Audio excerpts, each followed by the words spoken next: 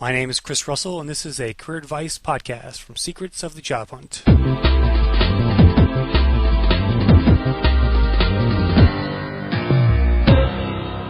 Secrets of the Job Hunt. Welcome, everyone. Before we get started, just a reminder that this podcast is sponsored by The Work Review. Review your company or research your next job at theworkreview.com. Today I'll be speaking with Phil Rosenberg, the president of Recareered and Rainmakers Global. Phil is a career coach in the Chicago area, and he's just launched a new career advice blog at recareered.blogspot.com. Phil, how are you doing today? I'm great. How are you? Not too bad. So tell us about your background. You used to be a recruiter, is that right? Yeah, I used to run recruiting and consulting services for Robert Half in the Chicago suburbs, and I was doing that for a number of years and then went out on my own as a career coach. Okay. How long have you been career coaching? About a year. About a year, okay. Full time, but I've been doing that when I was with Robert Half kind of as I was going forward anyways with candidates. Sure, okay. All right, so if you had to critique most job hunters today, what would you say are sort of the 2 or 3 biggest mistakes they make in their job hunt? Well, they tend to write the resumes for themselves rather than for their audience. Okay. That would be a huge mistake I oftentimes see. And secondly, they don't set themselves as subject matter experts. They set themselves as generalists instead. Generalists, okay. When it comes to resume writing, do you have what's your sort of philosophy on that? Do you have certain guidelines you follow? Do you write them more for executives or just all levels of employees? I specialize in professional management and executive resumes. Okay. But the techniques I use apply to even to all levels. Basically, today, employers are looking for people to solve problems, not generalists and not bodies. They're not looking for people that need to be trained because the pace of technology has just gotten so fast, as well as employee turnover has gotten high enough that it doesn't pay for most companies to invest a lot in training or ramp up time. Right. So what I want to see when I'm creating a resume or when I'm reviewing a resume, I want to be able to see immediately subject matter expertise. I want to immediately see that the person, or project that the person can solve some very specific problems. Mm-hmm. What I don't want to see is I don't want to see somebody who tries to be all things to all people. Those usually don't make it through the resume search engines. Okay. I was reading your blog today, and I came across a couple of posts I thought were interesting. One of which is about the job market, and you have something there that says 2 ugly truths about the job market. So I want you to explain those if you could. First ugly truth is nobody reads your cover letter. They get stripped off. They're not included in searches. And back when many of us were trained how to first hunt for a job, oftentimes when we first got out of college,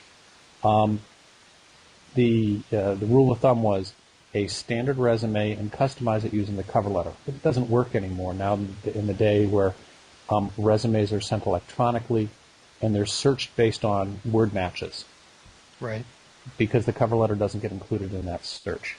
When I was working for Robert Half, for instance, we never even saw cover letters even if we wanted to be able to see them. They were stripped out completely. So basically cover letters are dead. That's what you're saying. They're thrown out. Yeah.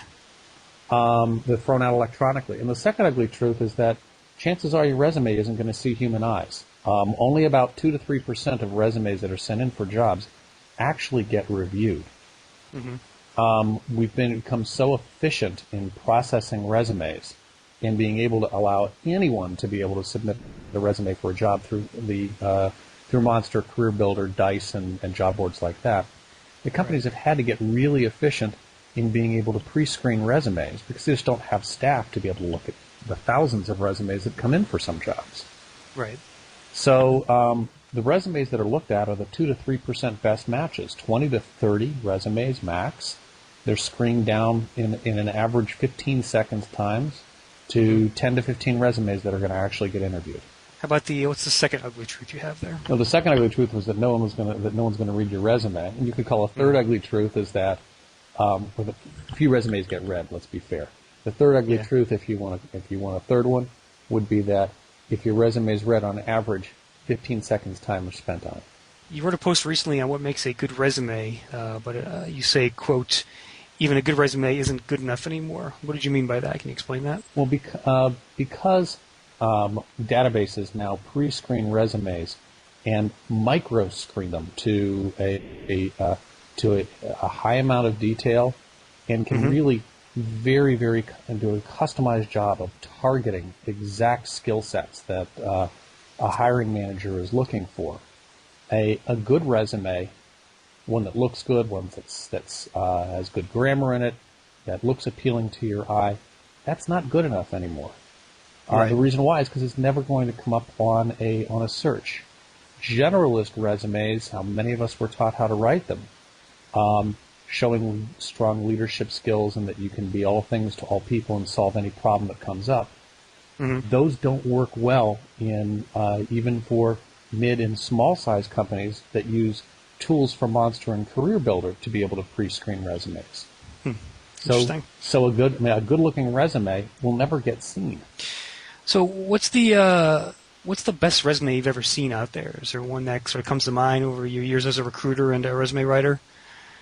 You bet. It was a guy who I hired at Robert Half, and it was a resume that was visually very appealing. It looked different than the others. It wasn't done by a resume mill that cranked out thousands of resumes. It was professionally written, but it was written by someone who heavily customized it, and he had heavily customized it to the specific job requirements I was looking for. I hired the guy. He was great. Okay, well, Phil, we're out of time, but I want to thank you for joining me today. Can you want to tell people how they can contact you if they're interested in using your services? Sure. If anyone's interested out in your audience in having some career help or resume writing, I am a career coach. My company's name is Recareered.